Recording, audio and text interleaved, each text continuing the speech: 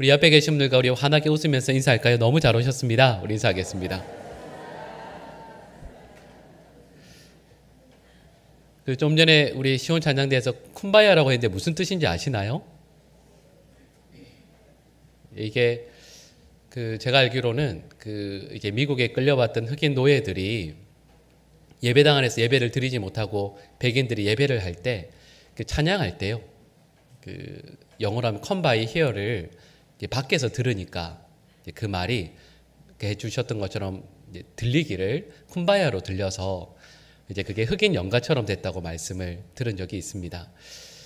여러분, 우리가 겉으로 표현하는 정확한 문장은 아니랄지라도 우리 주님을 향한 마음을 주님께서 다 아시고 불완전한 우리의 언어 표현이지만 그러나 우리 주님을 향한 마음, 그 신실함은 늘 아름답게 이어지는 우리 믿음의 백성들 될 수 있기를 간절히 축복합니다.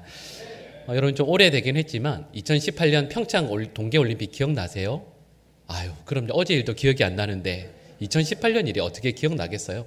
저도 너무 아득해서 기억이 잘 안 나는데 2018년 평창 동계올림픽 때 아주 유명했던 종목이 하나 있습니다. 그게 뭐냐 하면 컬링이었어요.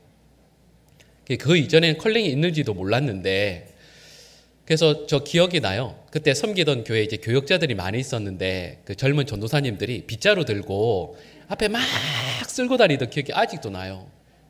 먼지만 날리는데 왜 그렇게 아마 기억나실 겁니다. 컬링이라는 게 그 스톤이라고 그러죠. 큰 이만한 돌을 이쪽 끝에서 저쪽으로 이렇게 한 명에게 해서 쭉 밀어요. 그리고 그 옆에 두 분이 양쪽에 붙어서 어떻게 해요? 제가 정확한 명칭은 모르겠는데 저의 표현으로 하자면 마대 같은 거를 이렇게 막 닦는 거죠. 막 닦아서 그 스톤이 목표했던 곳으로 잘 갈 수 있도록 이렇게 애쓰는 겁니다. 근데 아마 기억나시는 장면들이 여러 가지가 있으실 거예요. 그때 그 스톤을 이렇게 했던 그 분이 이름을 부르죠. 네. 이름을 막 이렇게 외쳐요. 그러면 또 거기에 맞춰서 그 말씀드렸던 빗자루로 갈까 마대라고 할까 이걸 막 이렇게 해서 쓸고 닦고 이렇게 해서 그 길을 해서 목표했던 지점까지 그 스톤이 갈 수 있도록 혹은 상대편에 돌이 있으면 그걸 쳐내고 원하는 자리로 갈 수 있도록 애를 씁니다. 또 기억나는 것이 그 팀이 이름이 있었어요. 외국에서 불렀던 이름이죠. 팀 킴이라고 불렀습니다. 왜냐하면 거기 있던 선수들 전부 다 성이 김씨였거든요. 근데 여러분 그때 온 국민들이 다 거기에 열광했어요. 왜냐하면 단순히 잘한다라는 것보다 소수의 인원이긴 하지만 그분들이 다 함께 마음을 모아서 어떤 때에는 소리도 치고 또 어떤 때는 격려도 하고 어떤 때는 등을 다독이면서 하나의 팀을 이루어서 목표한 지점까지 그 팀이 끝까지 달려가는 모습이 우리 모든 국민들에게 너무 좋았기 때문이죠. 그렇게 기억되고 있습니다. 여러분 저는 그 장면을 보면서 맞아요. 팀 킴이라는 것도 있지만 이 자리에 지금 저희가 모인 것은 또 한편으로 표현하자면 팀 예수를 할 수 있지 않겠습니까? 예수님의 영광을 위해서 예수님을 사랑하고 또 그분의 뜻이 이 땅 가운데 이루어지기 위하여서 우리 성도들이 함께 모여 어떤 때는 서로 격려하고 어떤 때는 기도하면서 아름다운 믿음의 공동체를 이루어내어 하나님의 영광을 위해 충성하는 것, 그것이 저와 여러분들이 이곳에 모인 이유이고 한 공동체를 이루어내는 이유 아니겠습니까? 오늘 저희가 읽은 로마서 16장 말씀은 사도 바울과 함께 팀 예수를 이룬 신실한 일꾼들의 명단이 쭉 나오고 있어요. 그리고 그 중에 첫 번째가 바로 오늘 본문 말씀에 나오는 두 사람이라 말할 수 있습니다. 우리 오늘 본문 3절 말씀을 다시 한번 같이 읽어보실까요? 너희는 나의 동역자들인 브리스가와 아굴라에게 문안하라. 아멘.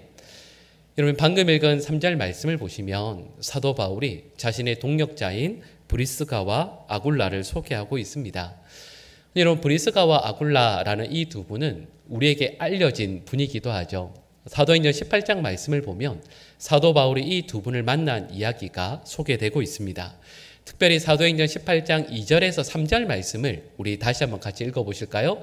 아굴라라는 본도에서 난 유대인 한 사람을 만나니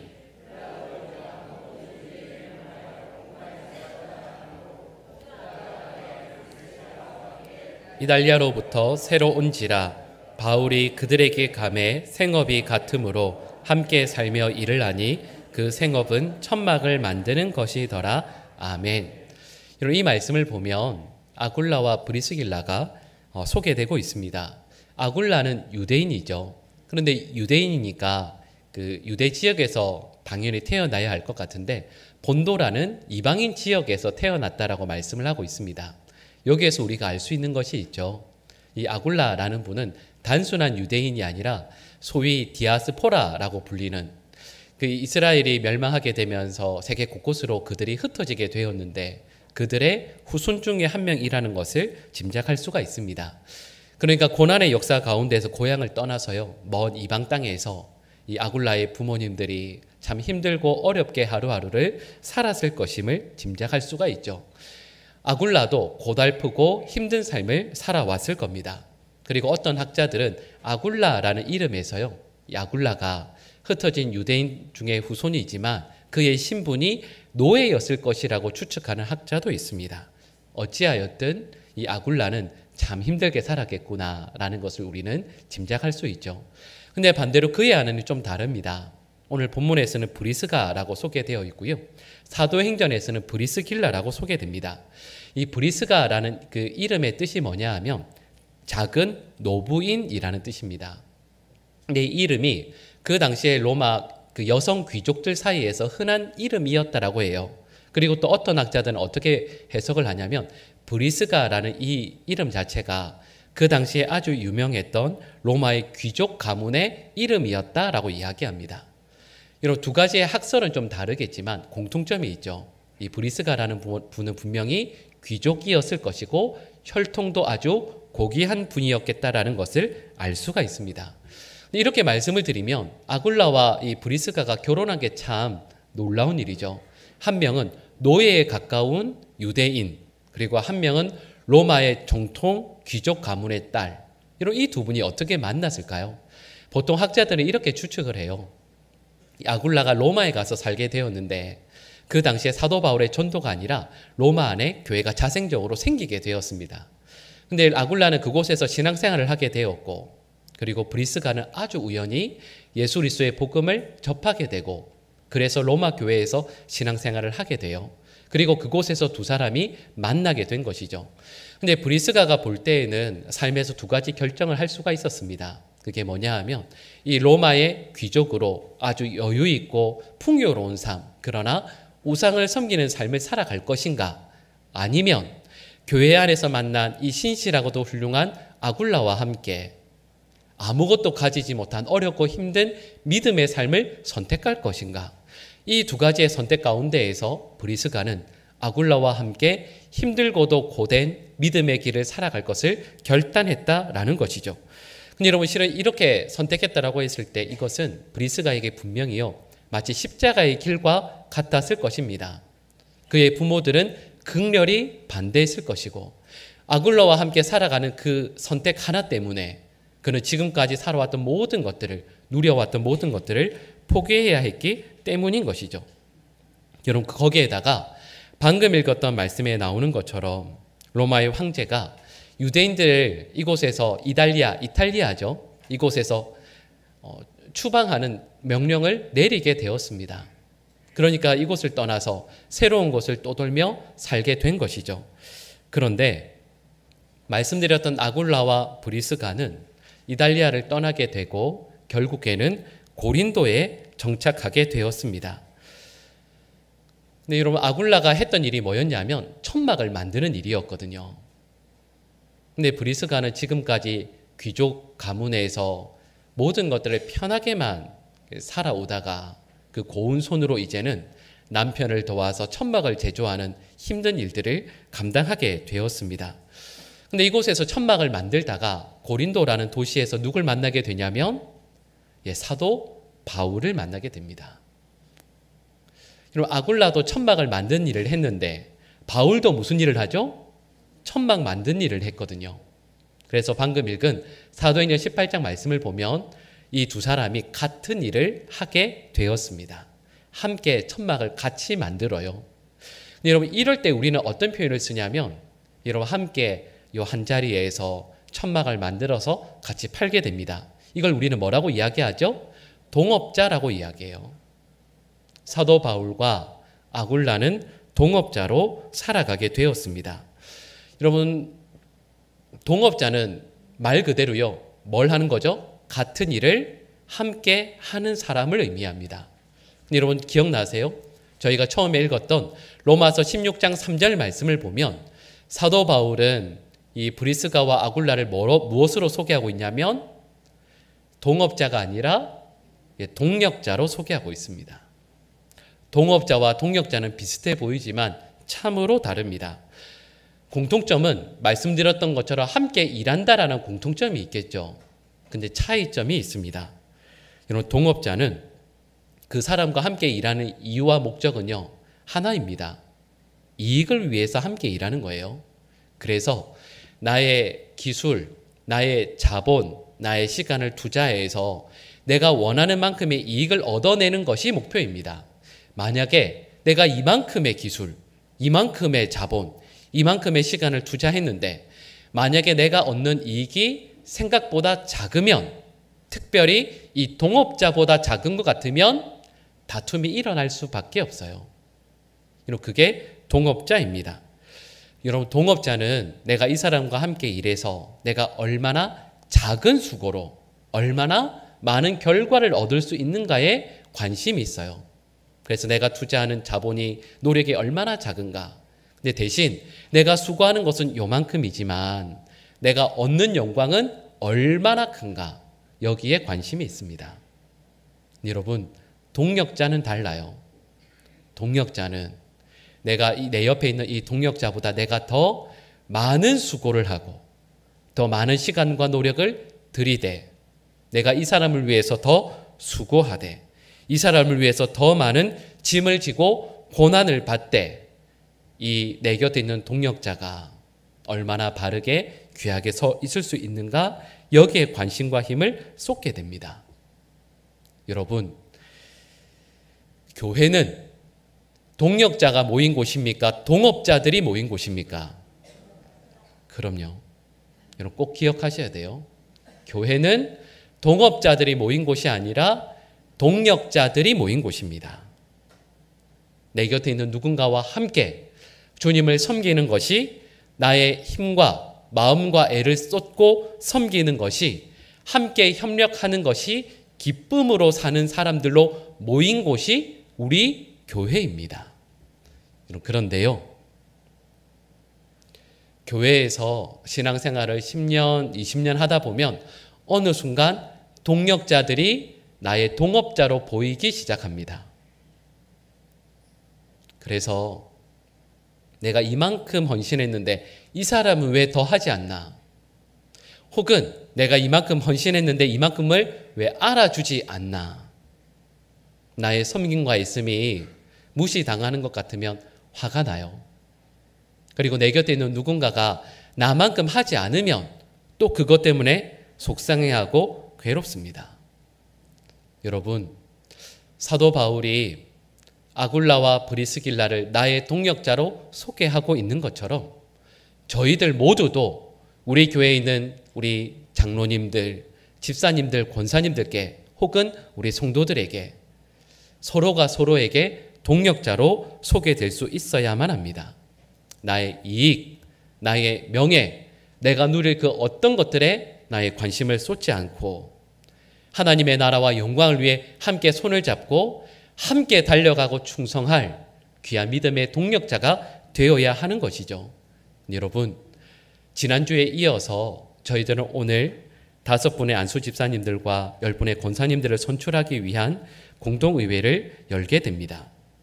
여러분, 저희들이 오늘 선출하게 될 분들도, 그리고 이미 직분을 받았거나 우리 교회에서 섬기시는 모든 분들은요, 단 한 분도 서로가 서로에게 동업자가 아니라 동력자가 되어야 할 줄로 믿습니다. 서로 위해서 격려하고 또 어떤 때는 애쓰고 어떤 때는 다독이고, 여러분 그러면서 내 곁에 있는 이들을 배려하고 또 함께 힘을 모아서 주님의 영광을 위해 주님 앞에 바르게 서 있을 수 있는 우리 모든 믿음의 동력자들 될 수 있기를 간절히 축복합니다. 그런데요, 오늘 본문 말씀을 보면 사도 바울의 동력자인 브리스가와 아굴라를 소개하는데 참, 여러분 아까 말씀을 보시면서 괜찮으셨는지 모르겠는데 너무 부담스러운 말씀으로 사도 바울이 이들을 소개하고 있어요. 우리 오늘 본문 4절 말씀을 다시 한번 같이 읽어보겠습니다. 같이 읽겠습니다. 그들은 이방인의 모든 교회도 그들에게 감사하느니라. 아멘. 그럼 4절 말씀 다시 한번 눈으로 찬찬히 보시겠어요? 여러분 괜찮으세요? 4절 말씀? 여러분 4절 말씀이 진리임을 믿으십니까? 그렇죠. 이렇게 나와야 정상이죠. 여러분 4절 말씀 다시 한번 보세요. 사도 바울이 말씀드렸던 사도 바울의 동력자인 브리스가와 아굴라를 이렇게 소개합니다. 어떻게 소개하냐면 이 사람들은 내 목숨을 위하여 자기들의 목까지도 내어놓았다. 그리고 이것이 단순히 그냥 듣기 좋아라고 하는 표현이 아니에요. 그냥 사도 바울이 칭찬해 주기 위해서 저는 이렇게 생각합니다, 이 정도가 아니에요. 이어지는 그 다음 말씀을 보니까 이렇게 말씀합니다. 나뿐 아니라 이방인의 모든 교회. 무슨 말이죠? 예루살렘 교회는 아직 잘 모를 수도 있지만 예루살렘 교회를 제외한 모든 교회들이 다 알고 있다라는 말씀이에요. 그래서 브리스가와 아굴라에게 감사한다라고 말씀하고 있습니다. 여러분 이 말씀 읽으실 때 어떤 생각이 드세요? 이 말씀 읽으시면서 여러분들의 표정이 그래, 이 말씀이 목사를 위해 이렇게 내놓으란 뜻이구나, 그런 뜻이 아닙니다. 전혀 그런 말씀이 아니에요. 사도 바울이 이 표현을 할 수 있는 이유가 무엇이겠습니까? 그리고 브리스가와 아굴라가 정말로요, 사도 바울의 동력자일 뿐만 아니라 사도 바울을 위해서라면 나의 생명을 조금도 아까운 것으로 여기지 않고 기꺼이 내어놓을 수 있는 이유가 무엇이겠습니까? 이유는 명확하죠. 사도 바울이 인간적으로 혹은 사역자로 탁월하거나 매력이 있어서가 아닙니다. 그들은 분명히 보았기 때문입니다. 사도 바울을 통해서 일하시며 뜻을 이루시는 예수님을 그의 삶 가운데 만나고 보았기 때문입니다. 그리고 이 말씀의 의미는 아굴라와 브리스길라는 예수님을 위해서라면 그들 또한 자신의 삶, 생명을 사도 바울과 마찬가지로 기꺼이 내어놓을 수 있는 동력자요 사역자라는 뜻입니다. 그리고 이렇게 말씀을 나누었을 때, 말씀을 드렸을 때 우리는 이렇게 질문해야죠. 아니, 우리는 그렇게 할 수 없는데 어떻게 아굴라와 브리스가는 그렇게 할 수 있었는가? 여러분, 이 질문에 대한 대답은 명확히 이렇게 말씀드릴 수 있습니다. 이 두 분은 자신의 생명이 무엇을 위해 존재하는지를 명확히 알았다라고 말씀을 드릴 수 있어요.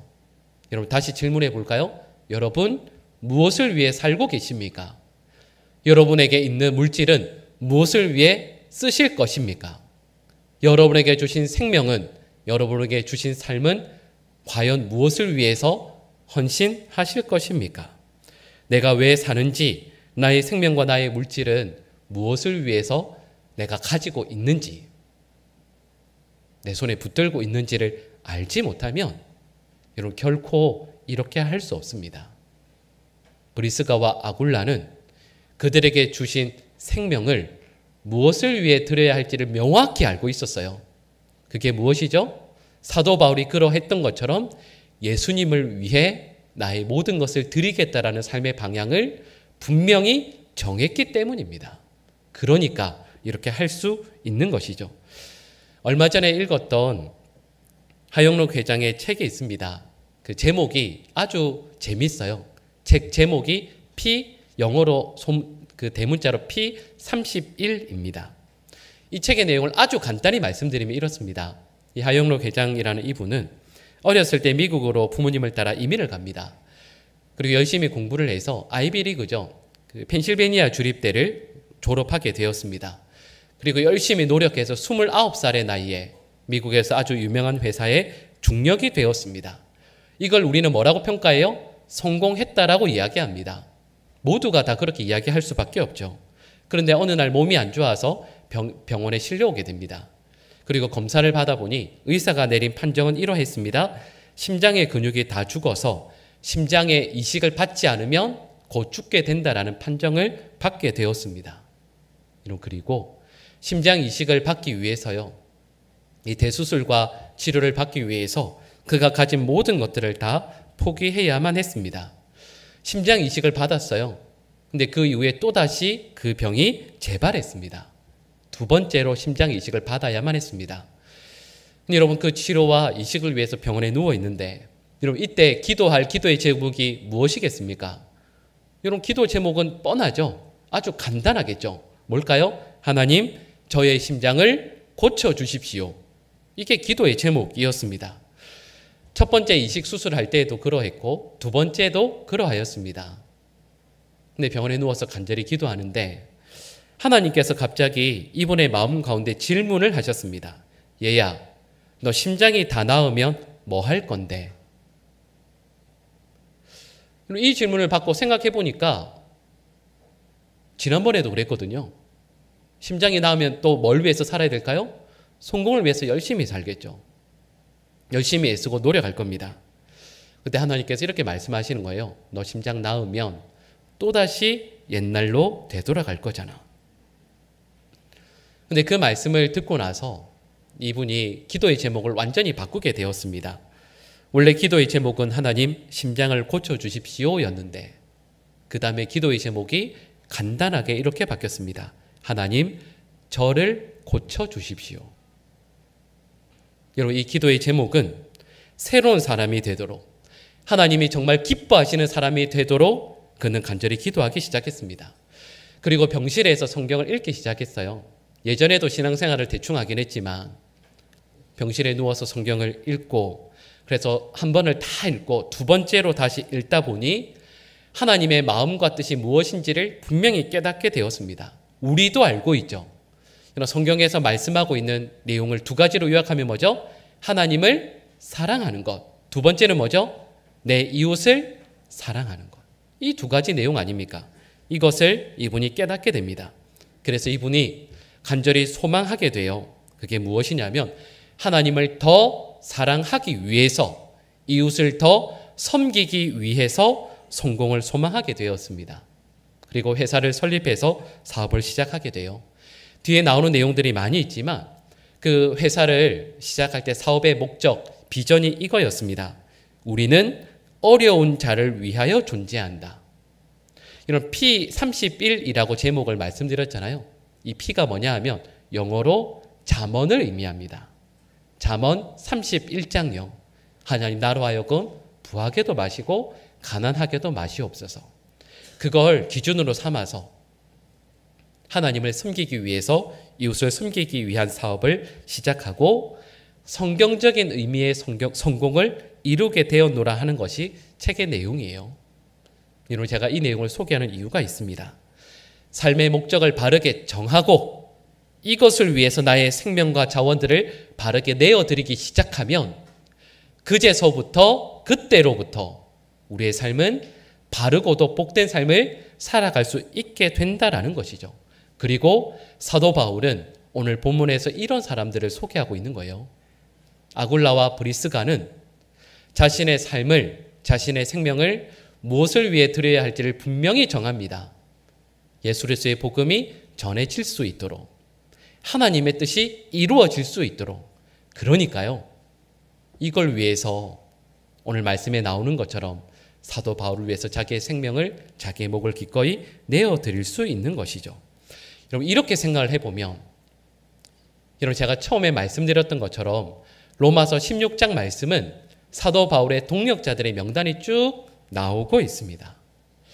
여러분, 이전에는요, 저도 로마서 16장 말씀을 쭉 읽으면서 사도 바울에게서부터 가까운 사람들의 이름이 쭉 나오는구나. 사도 바울의 머릿속에서 첫 번째로 생각나는 사람, 두 번째 생각나는 사람, 참 귀한 나의 동역자들, 나의 마음에 있는 사람들, 그들의 이름을 순서대로 하나하나 쓰고 있구나라는 생각을 했었습니다. 여러분, 그런데요, 오늘 말씀을 조금 전에 저희가 읽었던 4절 말씀을 생각하면서 다시 읽어보면 그 의미가 달라지게 됩니다. 사도 바울이 어떻게 순교했죠? 도끼에 목이 잘려서 죽었습니다. 근데 4절 말씀을 보니까 사도 바울은 이렇게 말씀해요. 나를 위해서 생명을 내어놓을 자들이라 말하지 않고 무엇을 내어놓는다고요? 목을 내어놓는 사람이라고 표현하고 있어요. 왜 그럴까요? 말씀드렸던 로마서 16장 말씀에 나오는 동역자들의 명단은 실은 이런 의미입니다. 사도 바울이 사형대 앞에 서요, 목을 내어놓습니다. 근데 그 옆에 브리스가와 아굴라가 섭니다. 그리고 그 다음에 사람들이 서요. 이 사람들은 영광받을 사람들의 순서가 아닙니다. 어떤 순서예요? 사도 바울 다음에 하나님의 영광을 위해 기꺼이 죽을 수 있는 사람들의 순서예요.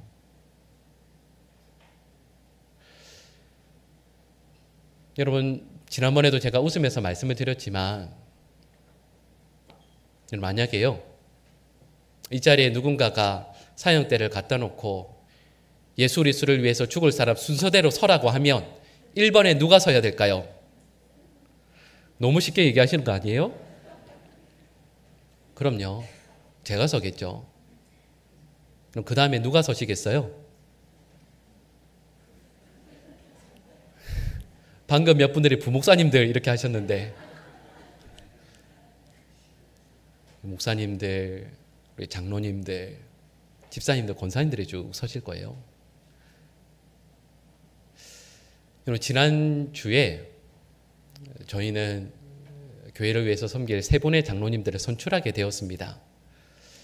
제가 그분들께도 말씀드렸지만, 인사를 드렸지만, 저는 지금까지 항존직 분자로 선출된 분들께 한 번도 축하한다는 말씀을 해본 적이 없는 것 같아요. 왜냐하면 실은 축하할 일이 아니기 때문이죠. 성경적으로 말씀을 드리면 제 다음에 죽을 분들 뽑는 거거든요.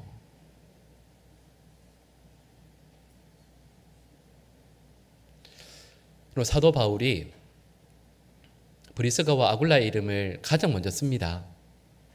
그리고 이들은 나를 위해서 목을 내어놓은 사람들이다, 이렇게 써요. 무슨 의미겠습니까?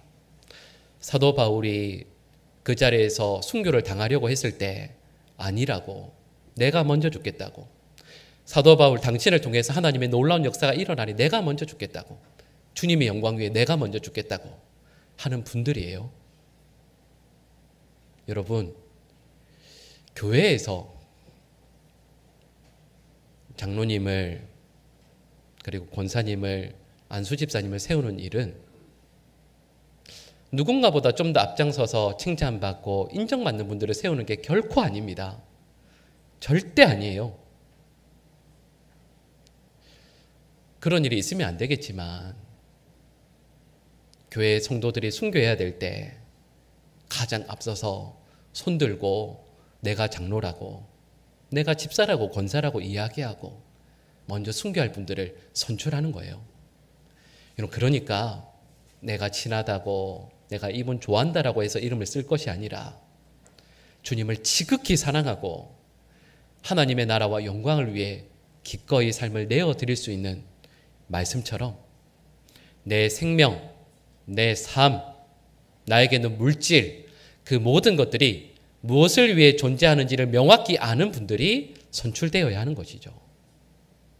그리고 그분들을 저희가 지난주에 3분을 선출한 겁니다.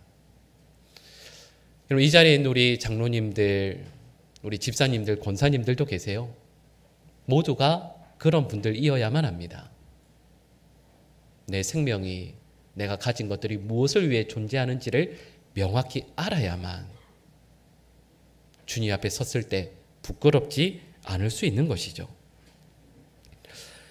여러분, 이 말씀을 함께 나누면서 우리 모든 성도들이, 그리고 오늘 공동의회를 통해서 선출되어질 직분자들 또한 우리 교회 가운데에서 단 한 분도 동업자가 아니라 동력자로 온전히 서서 하나님의 영광을 위해 헌신할 수 있는 믿음의 백성들 될 수 있기를 간절히 축복합니다. 우리에게 주신 생명, 우리에게 주신 삶, 이 모든 것들이 무엇을 위해서 존재하는지 그것을 분명히 깨달아서요, 하나님의 이름을 위해서, 교회를 위해서 죽을 사람 앞에 목회자들이나 누군가를 앞세우고 나는 저 뒤에 물러서 있는 것이 아니라 내가 바로 그 옆에, 그 앞에 설 것을 결단하고 하루하루를 믿음으로 늘 살아갈 수 있는 우리 모든 믿음의 백성들 될 수 있기를, 그리고 또 그런 귀한 믿음의 일꾼들이 오늘 선출되어질 수 있기를 간절히 축복합니다. 기도하겠습니다. 저희들의 소망이며 주인이신 하나님, 저희 모두가 하나님의 부르심 앞에 바르게 결단하게 하여 주시옵소서. 은혜의 부르심 앞에서 저희가 서로 모두에게 동력자 되게 하시고 무엇을 위해 살며 무엇을 위해 죽어야 할지를 바르게 알고 결단케 하여 주셔서 헌신하는 주의 일꾼들, 교회 재직들 되게 하시며, 또한 오늘 선출되게 될 분들에게 종교에 쓰임받으며 헌신할 수 있는 믿음과 충성을 허락하여 주시옵소서. 예수님의 이름으로 기도합니다. 아멘.